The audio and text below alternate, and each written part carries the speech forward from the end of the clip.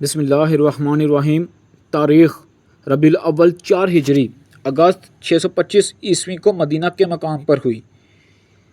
مدینہ منورہ کا ماحول جنگ احد کے بعد غم اور زخموں سے بھرا ہوا تھا۔ مسلمانوں پر ایک بھاری آزمائش آ چکی تھی، مگر ان آزمائشوں کے درمیان کچھ دشمن ایسے بھی تھے جو مدینہ کے اندر ہی موجود تھے اور موقع کی طاق میں تھے کہ اسلام کو کاری ضرب لگائیں۔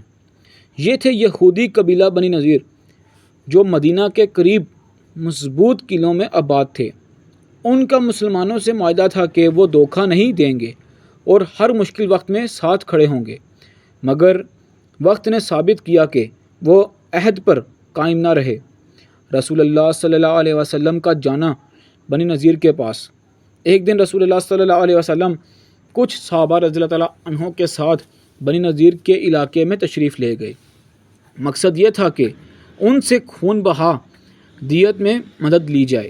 یہ ایک معاہدے کے مطابق تھا۔ بنی نذیر نے بظاہر خیر مقدمی مسکراہٹوں سے استقبال کیا، لیکن اندر ہی اندر سازش ہو رہی تھی۔ قبیلے کے سرداروں نے خفیہ مشورہ کیا، محمد صلی اللہ علیہ وسلم ہمارے پاس آئے ہیں، کیوں نہ ہم ان پر اوپر سے ایک بھاری پتھر گرا دیں اور ہمیشہ کے لیے اس مسئلے کو ختم کر دیں۔ ایک شخص فوراً دیوار پر چڑھ گیا تاکہ یہ ناپاک ارادہ پورا کرے۔ اللہ کی خبر! لیکن اللہ تعالیٰ نے اپنے نبی صلی اللہ علیہ وسلم کو خبر دے دی۔ رسول اللہ صلی اللہ علیہ وسلم فوراً اپنی جگہ سے اٹھے اور مدینہ واپس تشریف لے گئے۔ صحابہ رضی اللہ تعالیٰ عنہ حیران تھے کہ اچانک کیا ہوا۔ پھر رسول اللہ صلی اللہ علیہ وسلم نے حقیقت بیان کی۔ اب مسلمانوں پر واضح ہو گیا کہ بنی نذیر نے کھلم کھلا معاہدہ توڑ دیا ہے اور ان کی نیت صرف غداری ہے۔ اعلان محاصرہ۔ رسول اللہ صلی اللہ علیہ وسلم نے فوراً بنی نذیر کو پیغام بھیجا، تم نے عہد شکنی کی ہے، اس لیے 10 دن کے اندر مدینہ چھوڑ دو، ورنہ تمہارے خلاف کارروائی ہوگی۔ شروع میں بنی نذیر نکلنے پر آمادہ ہو گئے، مگر منافقین کے سردار عبداللہ بن ابی نے ان کے کان بھرے۔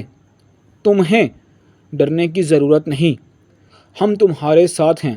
اگر محمد صلی اللہ علیہ وسلم نے تم پر حملہ کیا تو ہم بھی جنگ کریں گے، اور اگر تمہیں نکالا گیا تو ہم بھی نکلیں گے۔ یہ وعدہ سن کر بنی نذیر نے ہٹ درمی اختیار کی اور نکلنے سے انکار کر دیا۔ مسلمانوں کا محاصرہ۔ رسول اللہ صلی اللہ علیہ وسلم نے صحابہ کرام رضی اللہ تعالیٰ عنہ کے ساتھ ان کے قلعے کا محاصرہ کر لیا۔ مسلمانوں نے ان کی کھجوروں کے باغات کا کچھ حصہ کاٹ کر جلایا تاکہ ان پر دباؤ بڑھے۔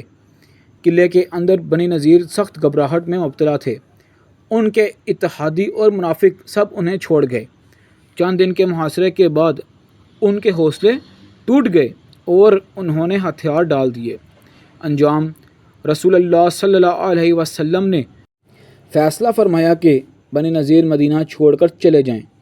انہیں اجازت دی گئی کہ وہ اپنے ساتھ جتنا سامان لے جا سکتے ہیں لے جائیں، مگر ہتھیار نہیں۔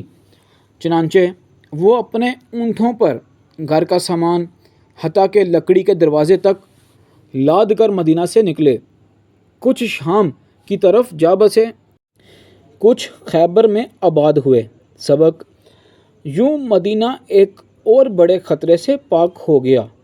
مسلمانوں نے ایک ایسی سازش سے نجات پائی جو اندرونی طور پر انہیں ختم کر سکتی تھی۔ اس واقعے سے ہمیں یہ سبق ملتا ہے کہ معاہدہ توڑنا سب سے بڑی غداری ہے۔ اللہ اپنے نبی کی حفاظت فرماتا ہے۔ ظاہری طاقت کے باوجود خیانت کار کبھی کامیاب نہیں ہوتے۔